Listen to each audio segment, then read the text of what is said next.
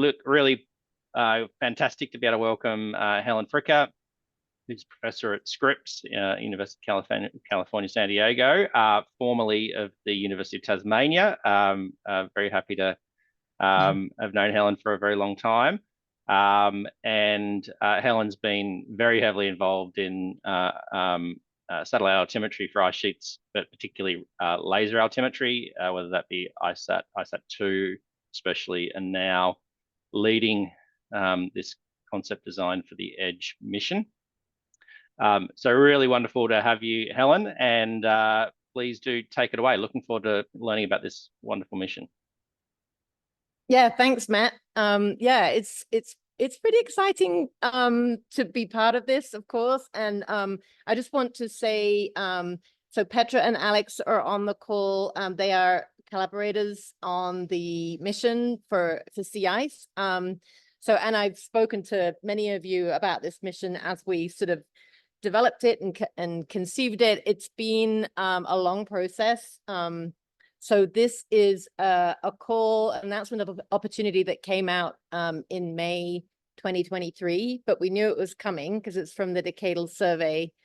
And this team actually was sort of put together. Originally, I was approached to be PI of the mission in September 2021.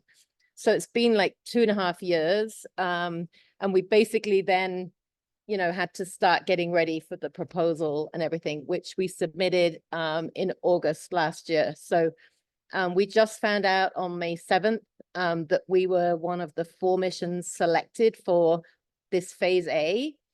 And so what that means is that there's now 4 missions that are going forward. They've been given, each mission is being given $5 million to, the science has sort of been reviewed and deemed compelling enough to launch a satellite for, but we now have to show that the instrument can actually do what we said we were going to do and answer the science objectives that we said we were going to answer. So that's the next phase, this phase A, and that starts actually next week, June 20th.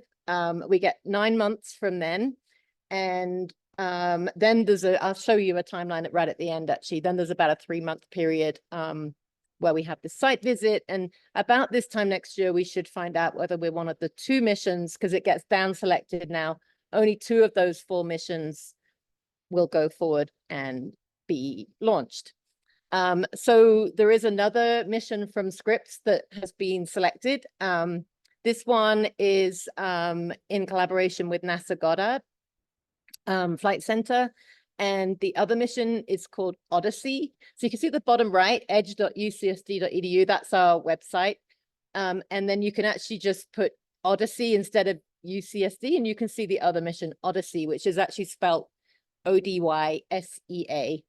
Maybe somebody could put that in the chat. So that's the other mission, and that's led by Sarah Gilly, who's my colleague at Scripps. And kind of funny because neither of us knew we were doing this until we obviously spoke to each other. She was my department chair at the time, and it was slightly awkward conversation, but we're now like going for, well, we should just fly 2 missions out of Scripps. One is with JPL and the other one is with Goddard. So, and Sarah's mission is a scatterometer to do surface winds and currents in the ocean. So it's actually completely complementary to what we're doing here with EDGE.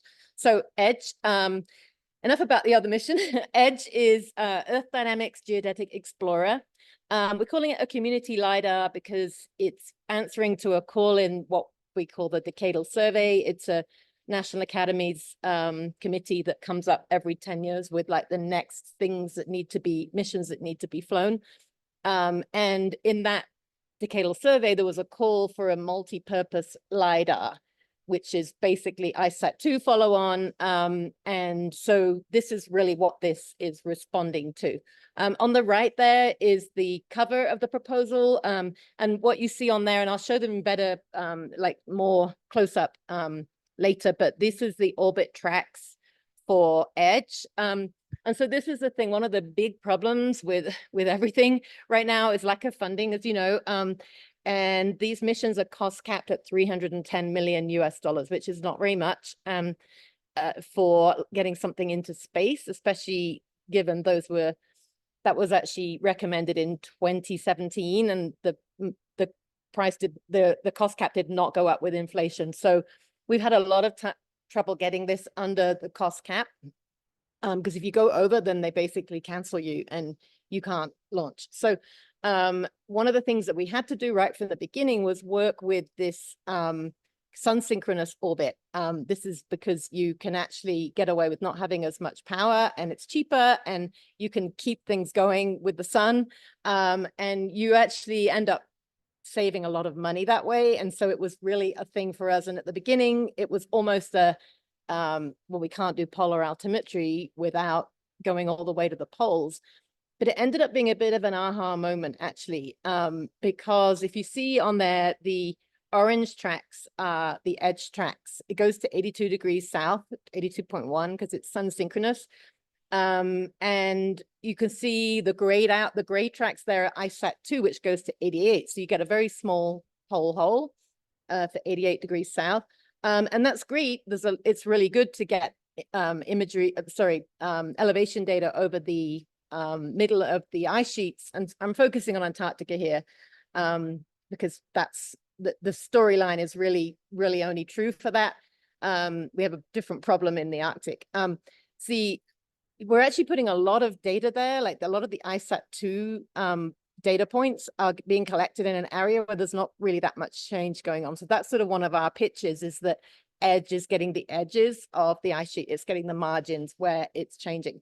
It's also really good for Antarctic sea ice mapping, which Alex and Petra are very excited about. But the Arctic, obviously, that's a bit of a problem. As the Arctic sea ice shrinks further and further into higher latitudes, we're obviously missing a lot of it, but we are getting the edges still. So this whole sort of notion of edges and processes and getting down to process scales with high resolution mapping, the storyline's still there, even in the Arctic. So yeah, so I'm just gonna try and advance the slide. Here's the team, the main sort of core management team. I'm the lead PI, and then we have a deputy PI, because this is actually 2 targeted observables. What we call targeted, this is NASA speak or decadal survey speak for what is it on the ground on the Earth that you need to monitor, like parameter that you need to monitor. And so vegetation or terrestrial ecosystem structure was the first one that we were going for here, and ice elevation is the second one. So John Armston is at the University of Maryland. He's actually from Queensland. So he's there right now, actually, in Australia. I should have got him to call in. So he's the deputy PI for vegetation. He works on JEDI. And then at the bottom, we have Brian Blair, who's the instrument lead. And so Brian worked on Elvis. Some of you would have heard of Elvis. It's the airborne instrument. And also JEDI, which is flying on the International Space Station right now, collecting data over the ecosystems. And then Scott Luthke, who some of you will know from Geodesy, works on GRACE, works on the orbits for ISAT2 and JEDI. And he is a project scientist at NASA Goddard. So that's the team. So this is just an overarching concept showing, how we've sort of gone with the different laser altimetry. I mean, those of you who don't know, like I did my PhD in Hobart, and well, not at IMAS, because there was no IMAS, it was ACEAS then. And I came to the US in 1999, that is, last century, to work on ISAT, which was going to be like this huge thing that solved everything, because radar, large footprints and smoothed out features and everything. ISAT was going to be the answer to everything. And so that's like where my sort of story comes in here. Like I sort of came here to work on this ISAT mission. ISAT was, okay, we won't go into the nuances of what happened with ISAT. It worked enough to get us some great data for about 6 years. But it was just a single profile, infrared, so 1064 nanometers laser, red laser, but only along a single profile. So it was really nice and high resolution and everything, but you only got very, very coarse sampling. Kind of like putting a string or a cord across something and getting the elevation just along that.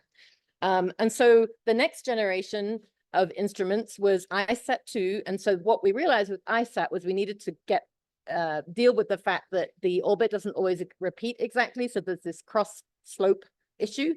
So if you actually split the beam and able to get that cross track slope as you're going across and getting 6 tracks in one, so now you've got 6 pieces of yarn, like wool, whatever you call it, Australia yarn here, going across and getting you those elevation strips, and also being able to pull out the local surface slope as well. And then meanwhile on Jedi, there was also a waveform, actually now a waveform counting. So they're a little bit different because ISAT-2 went for this new technology called photon counting. Different, it's a green laser. But Jedi is full waveform, just like with ISAT, but it also split the beam and had like 4 beams, which they kind of had a nuance the way that it sampled and was able to get 8 beams in the end. But Jedi's on the International Space Station, which is limited in its orbit. Obviously, it goes 51 or 2 north and south, so it doesn't get the polar regions, doesn't get the boreal forest. But the best sort of predecessor for EDGE is Jedi, because it's taking on the Jedi design and it's the same instrument team. So we're basically taking the concepts of ISAT, which is the monitoring the ice and the vegetation, with the Jedi technology, and then leveraging that and like more lasers splitting into more beams, and we're moving into EDGE. So here we are on the right hand side, which is the sort of next generation of hopefully what will fly, EDGE, which is showing here the operation over the ice and the vegetation. So the vegetation's on the left and the ice is on the right. So what you see here is strips. So now you've got more like ribbons rather than string going over, and it's continuous. And these are separated by 1.2 kilometers, each individual center of each ribbon. But the ribbons are 120 meters wide on the ground. So we're getting continuous mapping along all of this, these areas over the vegetation and over the ice. And over the vegetation, you get canopy height and structure. And over the ice, it gives you, the surface, the shape of the surface underneath. So at the bottom here is the circles, which shows the coverage. And this shows a particular region that I know many of you are very interested in. It's Cook Glacier. So Cook Glacier is, I think it's about 67 or 68 degrees south, if I'm not wrong. Someone will probably correct me. So it's far enough north that the ISAT-2 data are actually not that great. The circle here in the middle, I'm not sure if you can see my cursor. You can see some detail, but it's not that much. Not until you get to the sampling of EDGE do you actually start to get the features popping out, and you can see all of those rifts and the structure, the damaged structure on the surface of the ice, which is where the changes are happening. So we're able to actually now see what's going on in that place. And the same over the vegetation, we're now getting the structure popping out, and a very nice regular sampling going on to be able to map like disturbances and things like that in the forests. And STV, this is actually surface topography and vegetation. It's a meeting I'm at the moment. It's a future sort of concept for launch in like 2037, and maybe EDGE is going to fit into that somehow. So that's why I'm here in Colorado, where it's like very hot.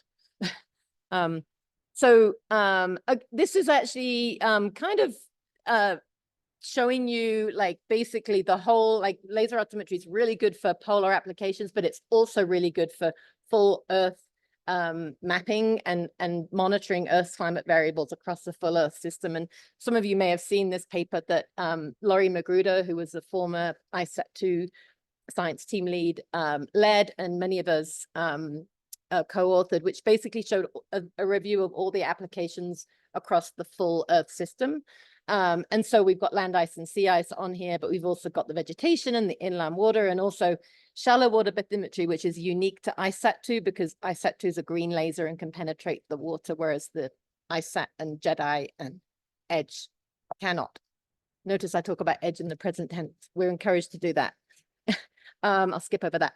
And so this is actually, this paper is really, if you're sort of teaching like laser altimetry, one of the ideas was this would actually give us some actual like comparisons between the different missions, the different things that they map and monitor, and also a table basic, or some sort of a box showing all the different things, all the corrections that go into it, all the different parameters, instrument parameters, the actual way that the technology works, the waveform versus photon counting.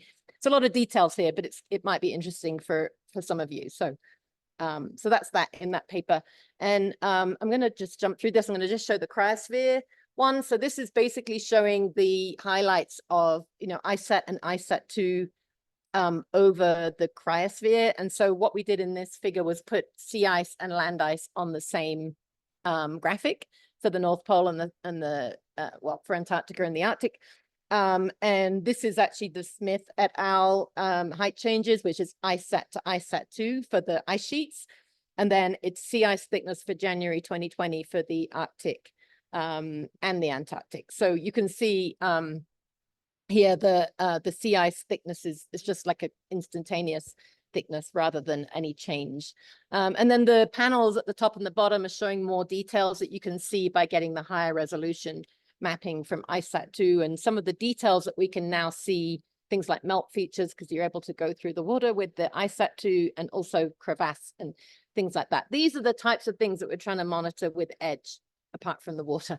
We can't do the water. So I'm going to just jump through this because there's a lot of background here that we don't really need. So EDGE, we kind of had to go through a lot of hoops, a lot of gates at NASA Goddard to sort of be even allowed to put a proposal in. And this is how we actually started pitching EDGE at the beginning, which is, we're at the leading, it's all a bit cliche, like we're at the leading edge of climate change and all this stuff.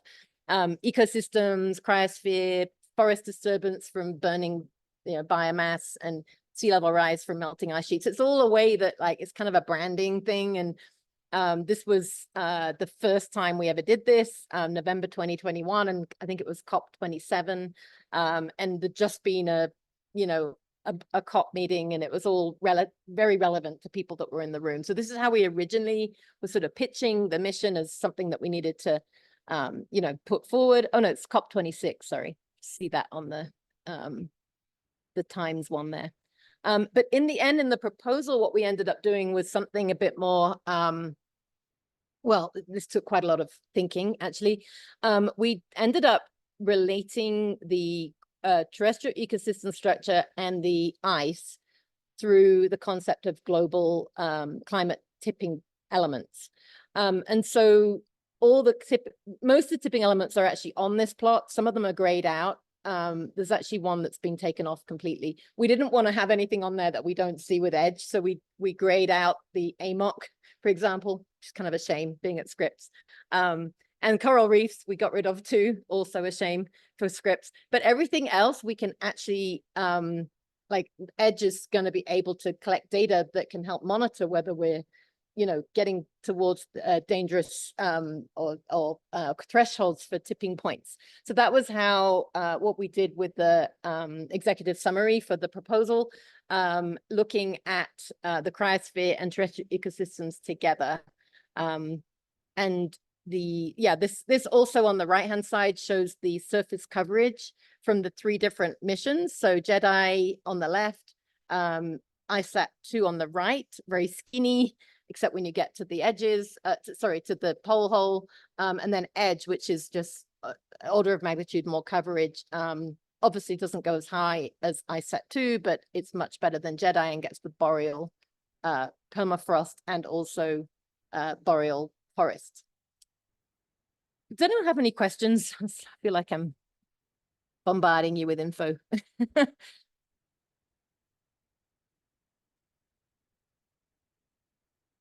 It's good so far, Helen. Keep going. Yeah, this is kind of a slide that John Armstrong put together on the terrestrial ecosystems. Obviously, the big pitch there is more like carbon. How much carbon? Where are the hot sources? Where are the sinks? Fire, biomass availability. The availability of fuel for fire. And so the fine scale mapping and the ability to get the 3D structure is now getting us to the point that we can start looking at processes and understand how the biomass is changing. One of the things that the panel really liked was there's a link in here to biodiversity, and that's apparently quite new for a satellite mission. And then the ice sheets, the pitch is that the ice sheets are losing the mass around the edges. There you go, play on words. And so we're basically putting the data now in the places where we need it, so we can actually get high resolution measurements at the, because all of these processes are undersampled in space and time so far. So with Edge, we're actually going to be able to capture like processes like ice rifting, basal channel, you know, all these processes that we're realizing are important, and we need to better understand them. And so this is able to collect, hopefully going to be able to collect data that are going to elucidate those processes better. And this one is the sea ice one. Now, this is a really old slide from like a year and a half ago, I think. And Petra and Alex are probably cringe at this one because some of it is a bit out of date.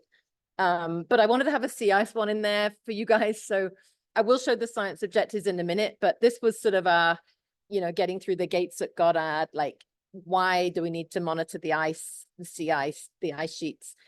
One of the things we were sort of up against was ICESat-2 is already flying. It was a really expensive mission. People say, oh, why do you need to fly another one? You know, you already know.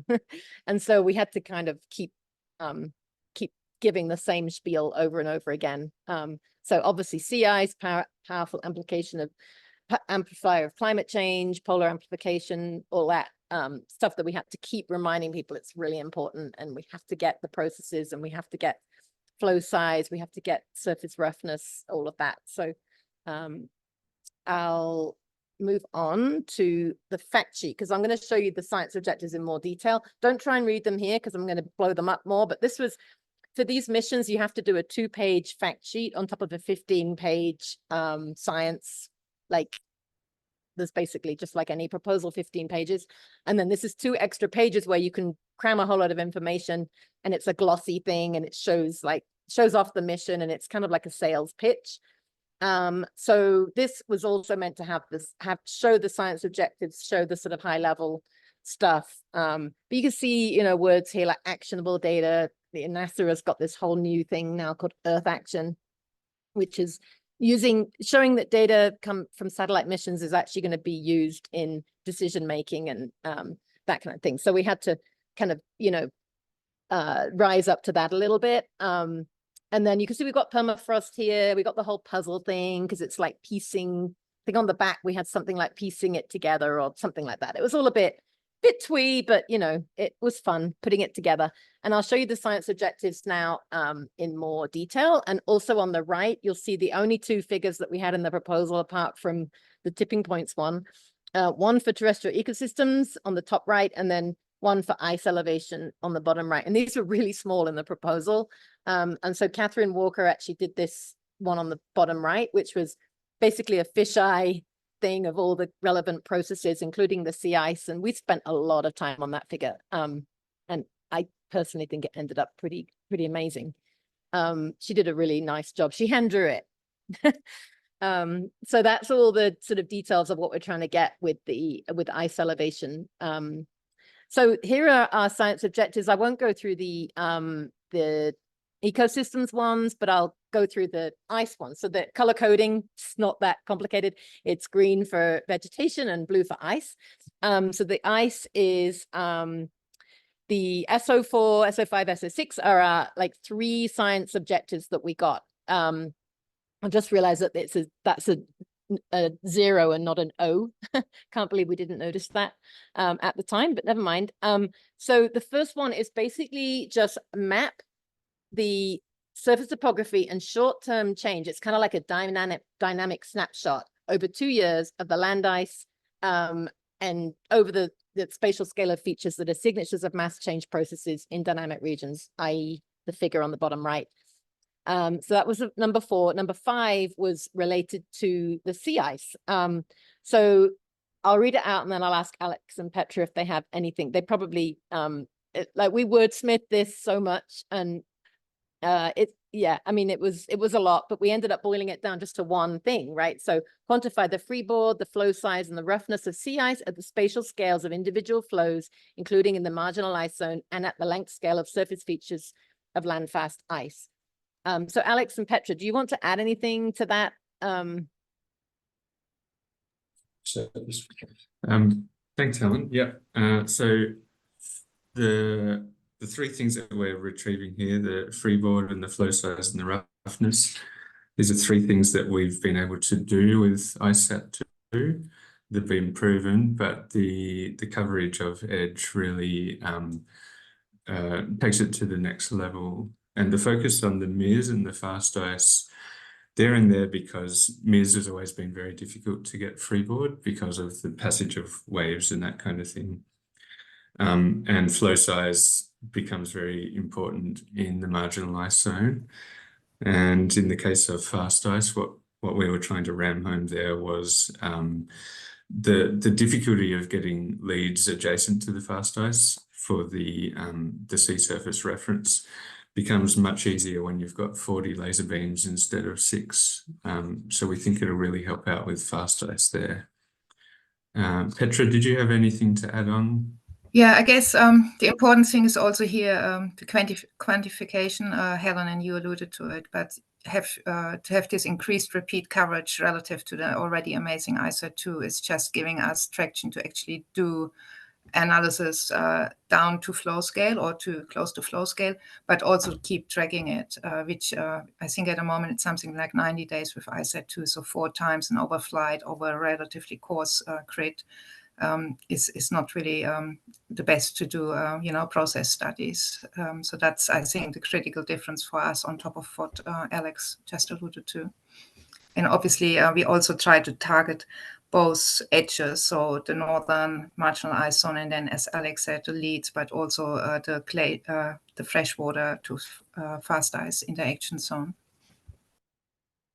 Great. Yeah, thanks. Oh, sorry, Helen, can I talk a bit about SO6 here as well? Yeah, go for it.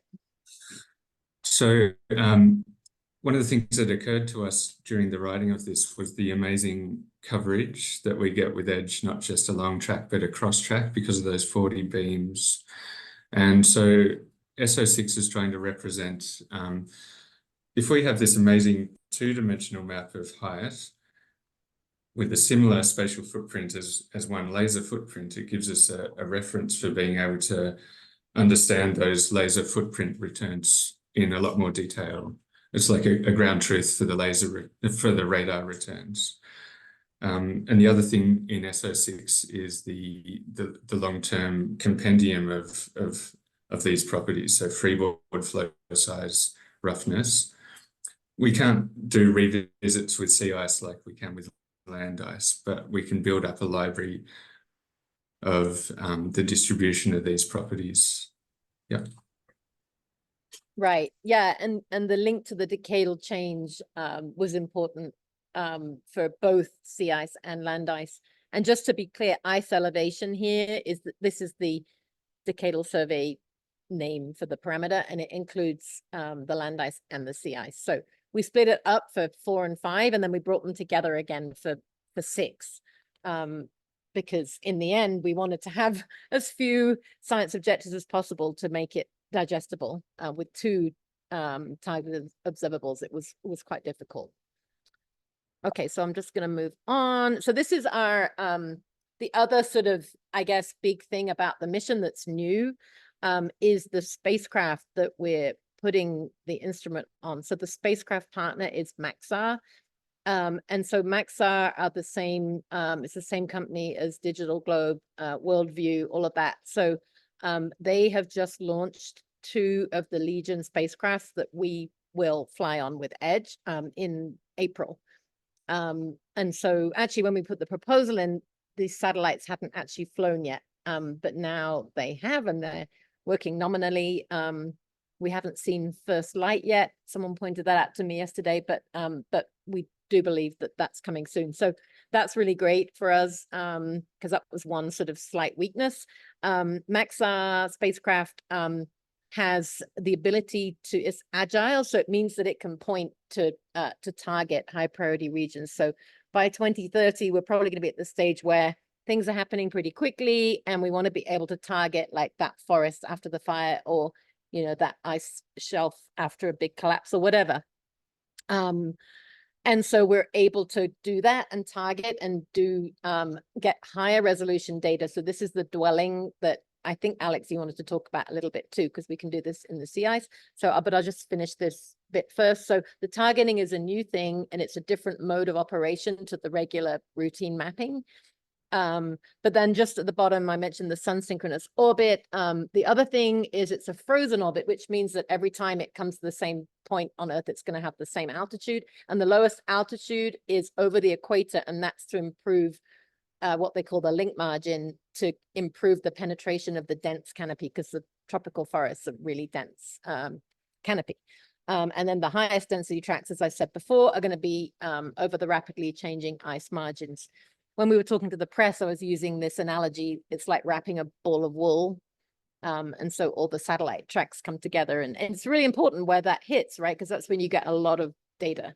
Yeah, so I mean, this is more sort of sales pitch, but it's a low risk. We were classified as low risk by the technical mission parameters, or the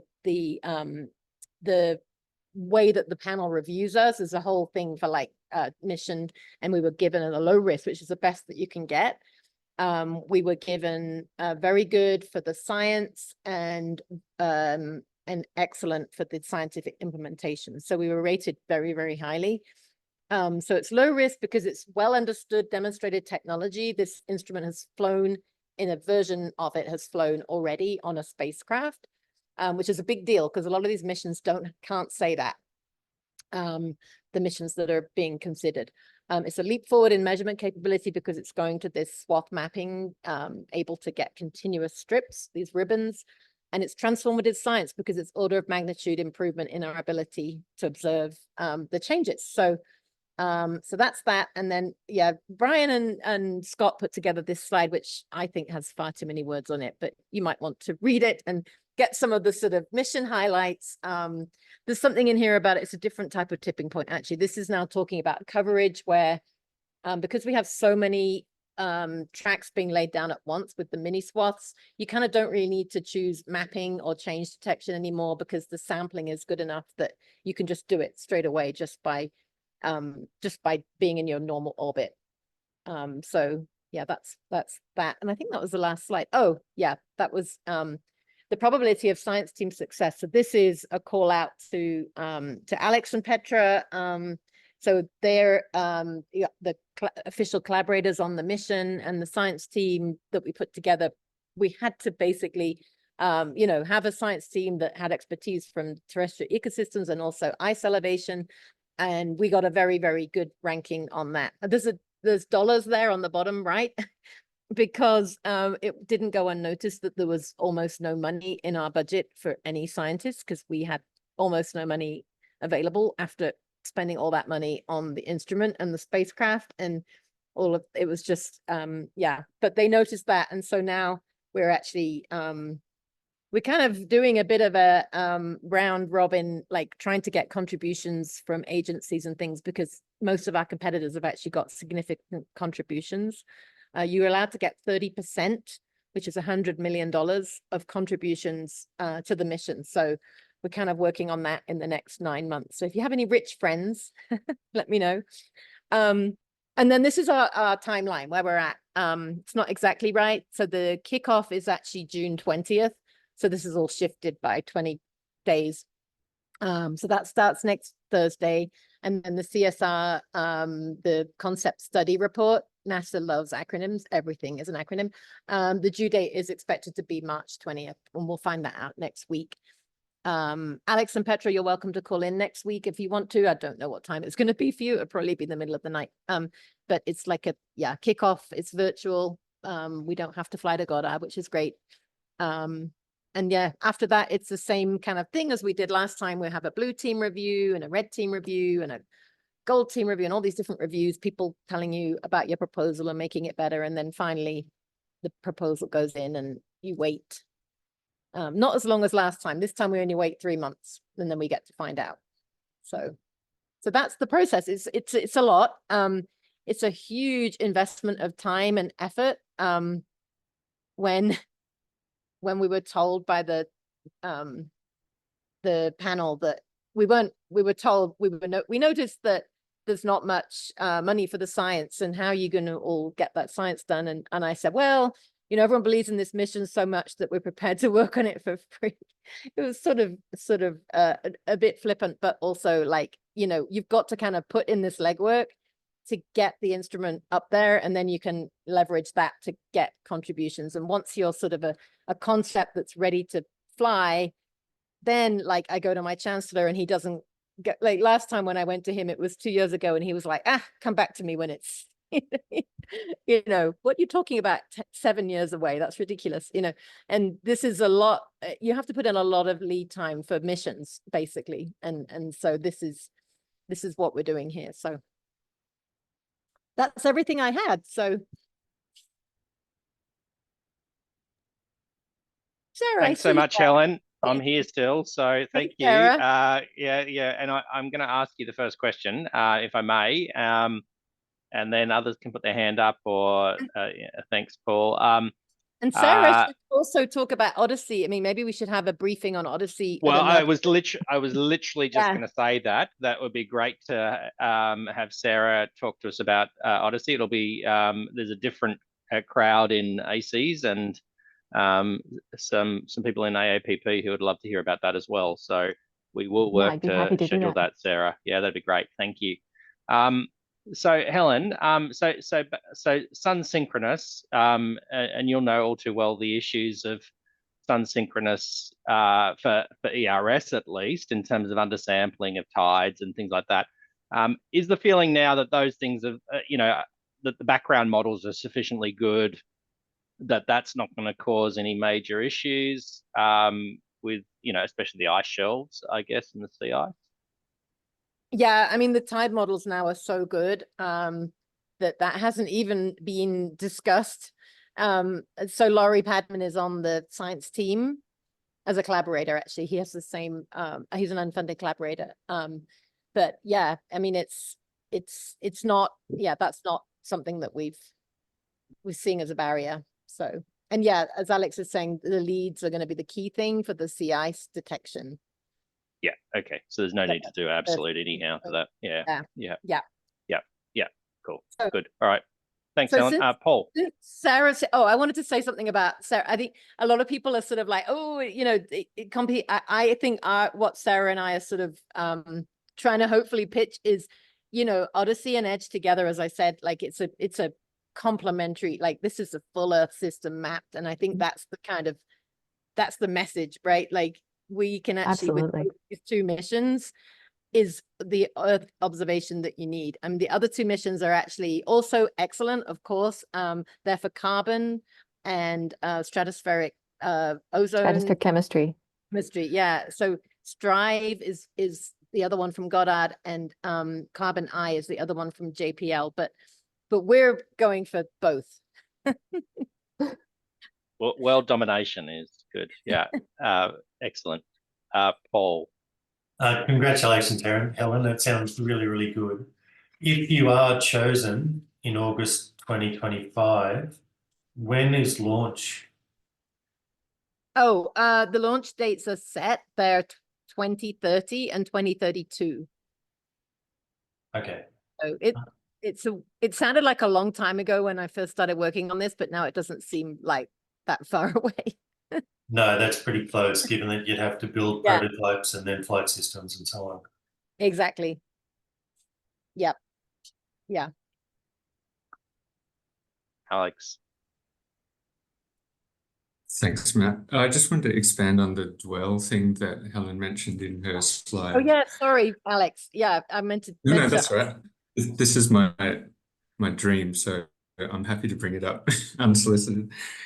So I realized that we can use dwell over sea ice. So as this platform's traveling along track, it has the ability to look forward a little bit and then look at the same target as it's traveling and then look back a little bit. And we can dwell for 12 seconds.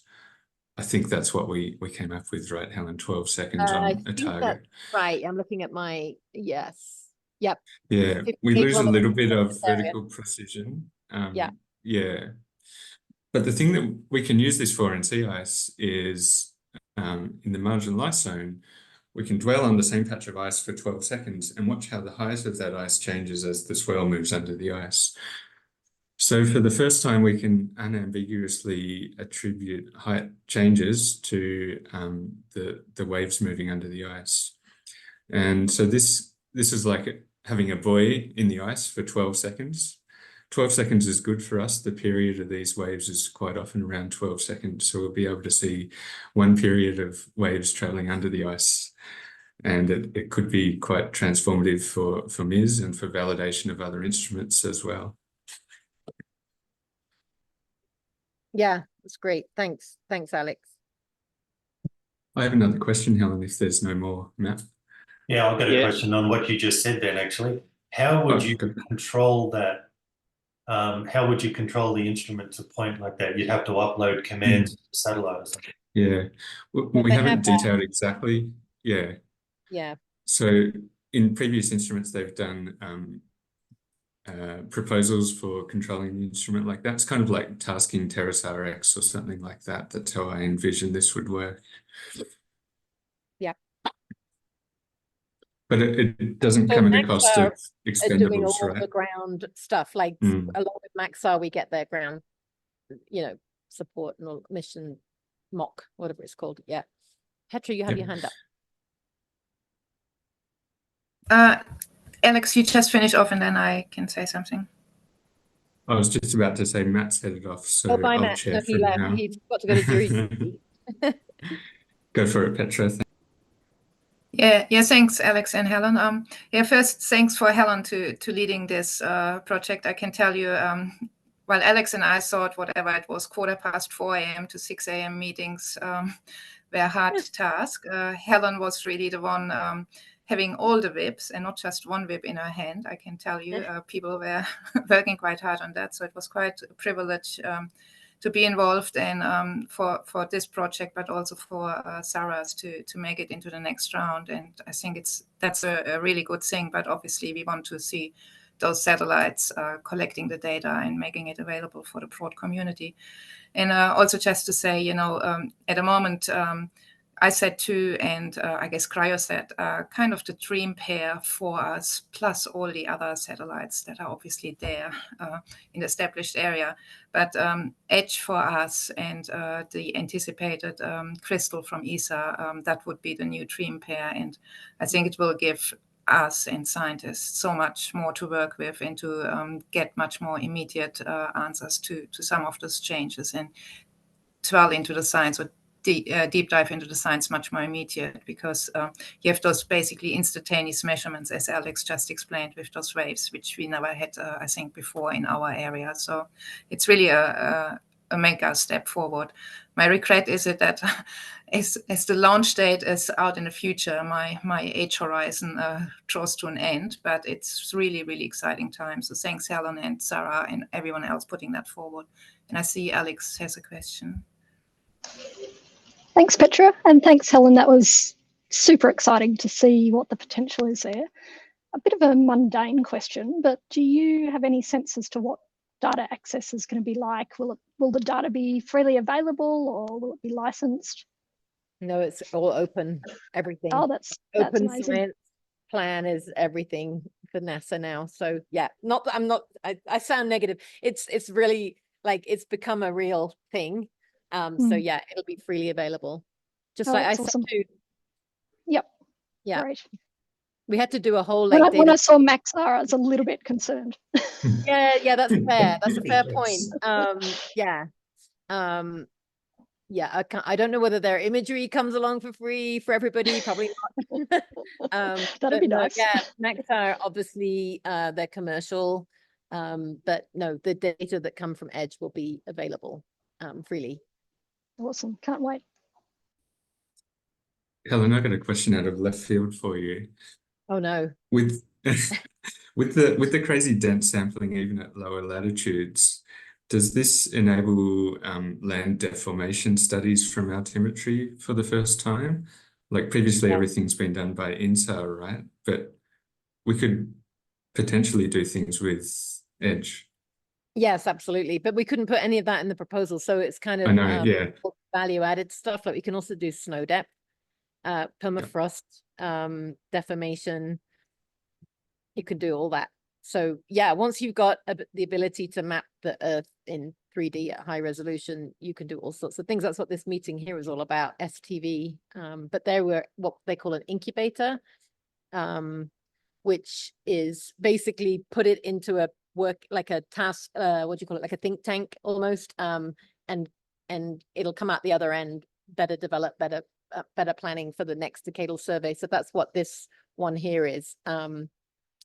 But yeah, Edge actually fulfills some of those things already. So that's kind of, yeah, there's a fit there. Great, thank you, Paul.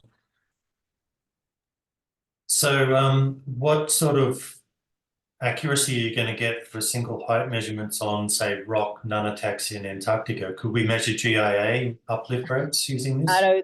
Yeah, you're not going to get millimeter level over rocks. That would be very difficult. Yeah, I think you might be disappointed for rocks. Centimeter level? Centimeter level. Now we're talking. We had 3 centimeters on the CIS. Yeah. But maybe better. Because at centimeter level over 5 years, we would start detecting GIA rates in Antarctica. Right. Oh yeah. At 3 centimeter level, you wouldn't. Fortunately, we're only a 2-year mission because we couldn't afford 3. Oh, it's only a 2-year mission. Actually, it's not the only reason. It's we couldn't afford 3, but we came up with a story that actually was it's very valuable to fly just for 2. Of course, we want 3 if we can, but 3 was the maximum anyway. How long have we got the expendables for on the spacecraft? Do you know? Oh, many more than 2 years. Mm-hmm. Yeah. Yeah, great. Neil Young. Hi, Neil. Hello, Helen. I've just had 2 things answered, but a comment on Alex's dwell. So 12 seconds, that's about 80 kilometer ground track. Yep. So you're going to be going snapshot and then you'll be away from the ice edge. Yep. Okay. And can that be implemented on sort of many consecutive orbits? Is that the thinking? Yeah, it's done using the magnetorquers or the reaction wheels. It doesn't use reaction mass, so there's no penalty for doing it other than energy. There's no expendable penalty. Yeah, so I think it can. And we just take a little bit of hit in the precision on those measurements during the rotations. Okay. Yeah. The other thing is, you've said ISAT-2 photon counting, righto, and swath mapping.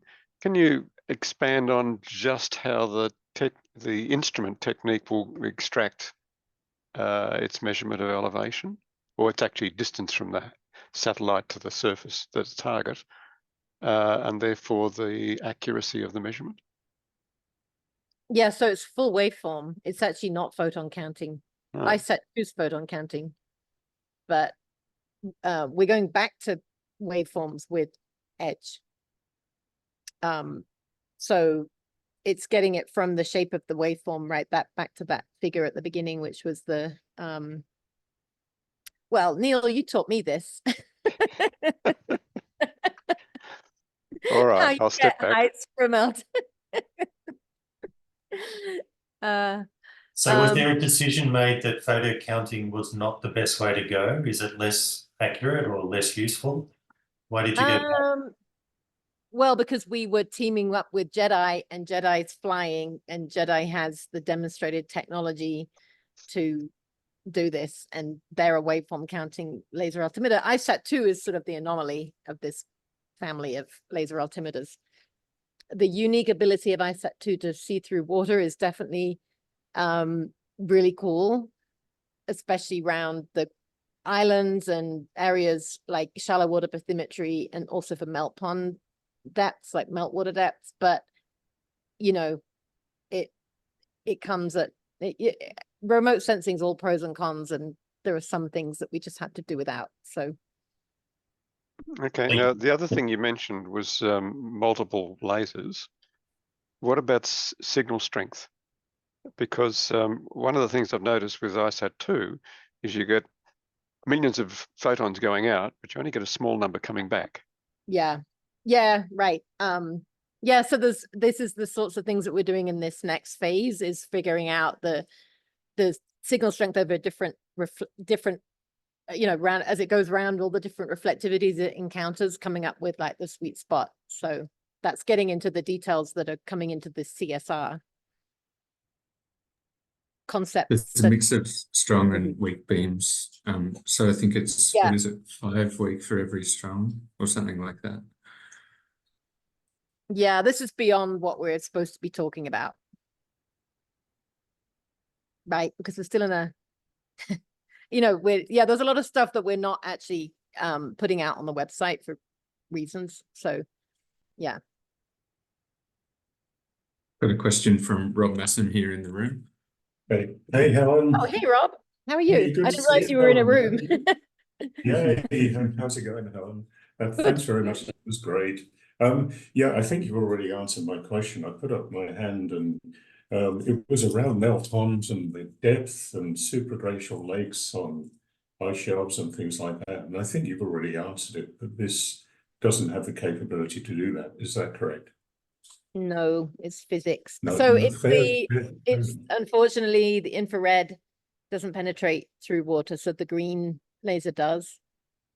And yeah, so that's really the only it's a shame, because we've been able to get some really great depth measurement estimates. In fact, Philip, my student, has a paper in the cryosphere at the moment on retrieval of depths on melt ponds across Antarctica and Greenland from ISAT-2, but we're seeing that more as a training data set for imagery, because that's going to give you the validation that you need for the because it's really the imagery that's going to give you the better coverage for melt pond volume. I mean, yeah, the sampling of ISAT-2 and is not really sufficient anyway. yeah, fair enough. So we need like a training data set so we can use, machine learning and all these things that people love. Yeah. So, yeah. Yeah, neat. Thanks very much, Helen. Great to see you. Yeah, you too. Who else is there in the room? Alex, I see 2 other people. Do I? We got Will Hi. and Pat. Hi. It's good to see you all. Thanks, Helen. Time for Thanks a for couple more asking questions. me to do this. I know, Petra, you're about to go off for a few months, so it's good we could fit it in. And In the absence of other questions, what are we going to spend the $5 million on, Helen? Where does that go? well, that's pretty much all going to Goddard, and they're using it for the instrument development and testing and everything. So yeah. Simulators or actual demo hardware? Well, they've got like lab, components that they're going to test in the lab, and they've got it all planned for. I mean, yeah, every last dollar. So it sounds like a lot of money, but it's not really that much money when you're doing something like this. It goes very quickly. I bet, yeah. I was just thinking it's the same as the AAPP budget for 1 year for all of the postdocs. I actually, because I'm here at this meeting, it's the same as the Solid Earth NASA budget. It's half of that. Like that's 10 million a year. Oh. So yeah, it is quite a lot of money, but I mean, so Sarah and I were both on the Decadal Survey steering committee that kind of came up with all these TOs. And at the time, like the frustration was basically the lack of funding for all I mean, there's so many things that we need to fly and monitor, and like, it's like, what do you choose between? I mean, it's like, they're all like completely needed. And so that's why these tough decisions have to be made. But the amount of money available for each of the missions is just so small. And I don't know, Sarah, if you want to add anything about that, but it was definitely a frustrating theme. Yeah, frustrating at the time of the Decadal Survey and still frustrating. Yeah. Is there any possibility of you partnering up with internationals who can contribute things and therefore increase your budget? You guys, no. Odyssey has done that. So Odyssey's already done that. We have a pretty strong engagement from the French Space Agency, CNES. There is a 30% cap, so you can't have an international partner pay most of the bills. Yeah, I think I mentioned that the 100 million, that's the cap. Did I mention that? I think I mentioned that You earlier. did, yeah. So yeah. Surely that's a cap on money that goes directly into the project, but you can still have money staying outside, funding postdocs and researchers. I mean, but it So Yeah, you want the commitments, and you want to fill up your bucket to 30%, and then you want more outside. Yes, and we don't know how to document it. Maybe Helen does. sorry, say that again. Don't have it documented. Well, there's a 30% cap, but then there's Yeah. a question about stealth support. Yeah, I mean, we have And we don't have contributed- information on that yet. So. Yeah, we don't have all that yet. It's I guess we might hear about that next week in our briefing on June 20th. So Time for one more quick question.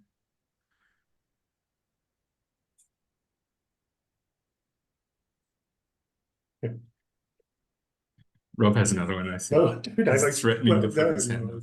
I don't really, but Oh. I can ask something if it's fine. go kill it I'm happy to go and join the others in the brewery. They've all gone to drink. It's like 80 degrees. Oh, fair enough. 90. It's more a question for Petra and Alex. How do you get flow size distribution from a narrow beam such as a laser? So this has Well, been that's a done. question for Alex. Yes, it is. Chris Horvath and Letty Roach have done some work on this. So as your beam goes across the flow, you can see the leading edge of the trailing edge of that. And so you're basically placing a chord across that ice flow. And by doing some statistics on assuming where that chord went through that flow, you can build up a picture of the distribution of the flow size. What do you base the assumption on, Alex? It might be a sausage-shaped flow that Yep, that's right. you're going straight across the middle, or you might be going along the That's main right. axis Yeah, of a sausage shape. But when you bisect a billion sausages, you build up a picture. Never thought I'd say that sentence. Basically, a lot of That's the- statistics, and yeah, it's And it still requires or improves with complementary data. So Sean and I worked on a similar study with high resolution complementary data to it, so you get the statistics nailed down. right. Thanks, Petra. Yeah. I'm going Alright. to put a link in the chat, which because Alex asked me for this, Alex post that is. But this is the paper that I talked about at the beginning, the NREE paper, because we got a shared it link, which is free. So there it is. You can just download that. And I'll send it to you as well, Alex, separately. So Thanks, Helen. Let's all join in thanking Helen again for tuning in. It's great to see you when it's not 4 a.m., Helen. you're welcome. Thanks, Helen. Yeah, it's good to see you all. Thanks. Roland. And congratulations again, Helen. It's been great working with you. Thank Yeah. you. All right. Take care. Thanks. Thanks, Helen. Cheers. Thanks. Bye, Helen. Bye, Sarah.